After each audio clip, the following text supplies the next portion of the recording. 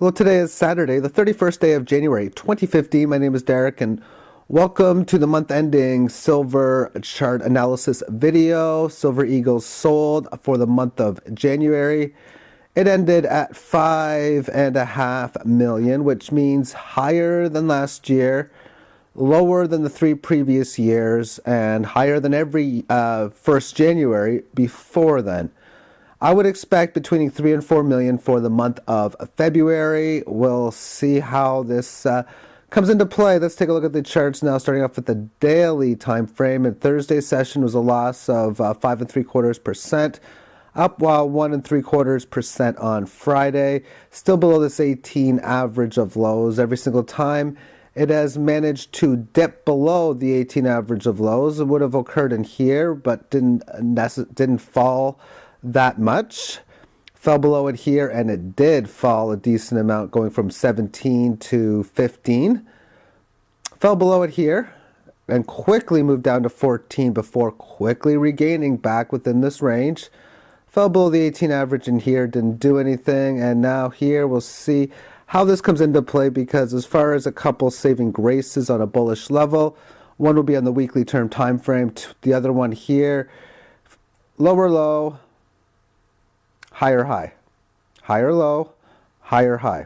So to make a higher low, you'd significantly want it above 15.5, and as of now, 16.75 is in fact a higher low, but you could easily have situations where there's so many resistance levels all the way up to 17.75 that if it does manage to go lower from that point on, then I won't count 16.75 or Thursday's session as the low, but you still got to give the possibility of one of these two being the failed moves, and I can't tell which one that is going to be. On to the weekly chart now, and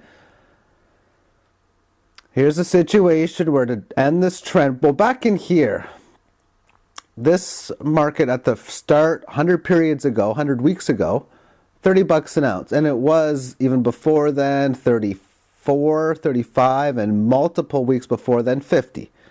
So a huge fall down to 18.22, which is what this low happens to be. And at that time, 18.22 was extremely cheap. So it was sold off a large amount.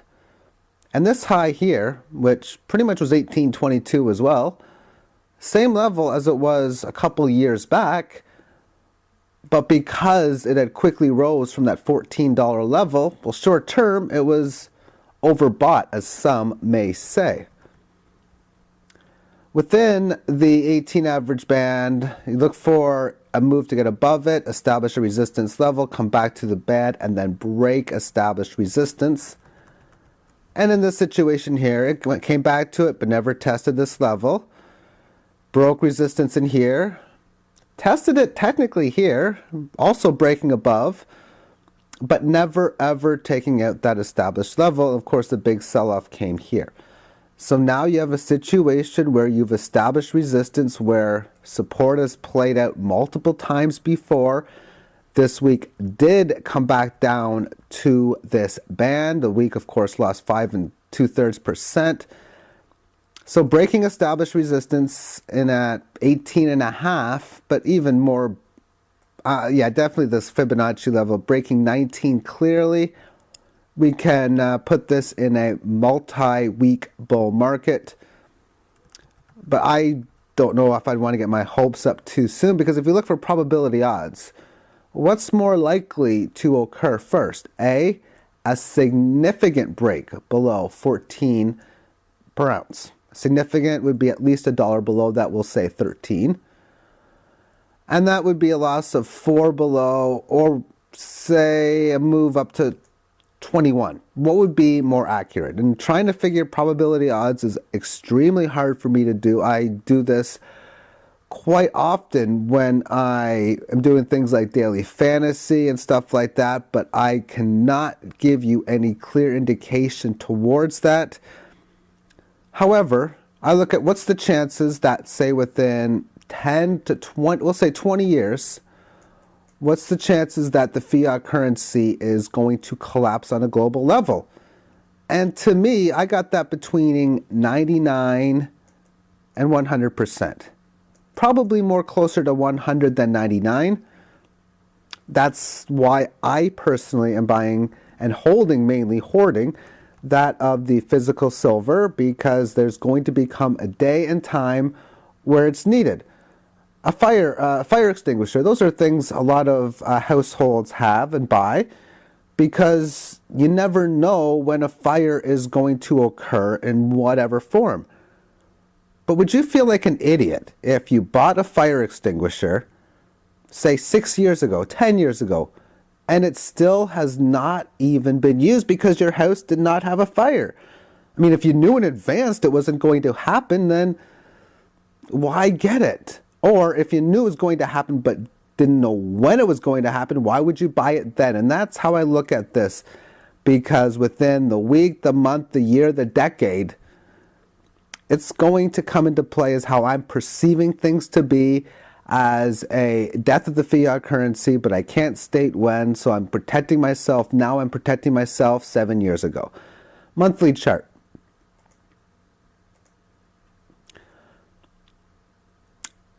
When you broke this established resistance in here, the price action went from 20 all the way to 50. And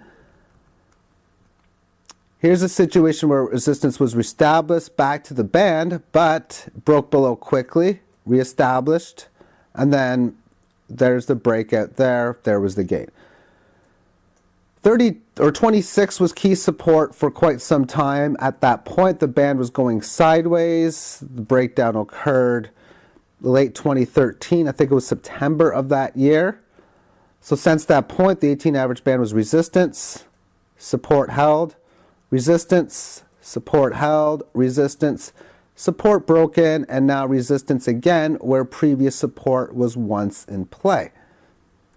So when I look at this, any break below 14.15, you're looking for substantially lower prices. On the flip side, for a reversal, I'm looking for the band to flatten out, which means February, March, April to stay within a range of high 16s to 20. Stay there for a few months, then break above it, establish resistance anywhere between 23 and 27. Come back to the band, break that, then multi-month bull market. This could take years the way this is going. It could also take months. I don't know. Thank you for tuning in to this weekend's video, and I may put up a little Super Bowl video on Sunday. I might not. If I feel like it, I will. If I don't feel like it, I won't. Have a good weekend. Bye-bye.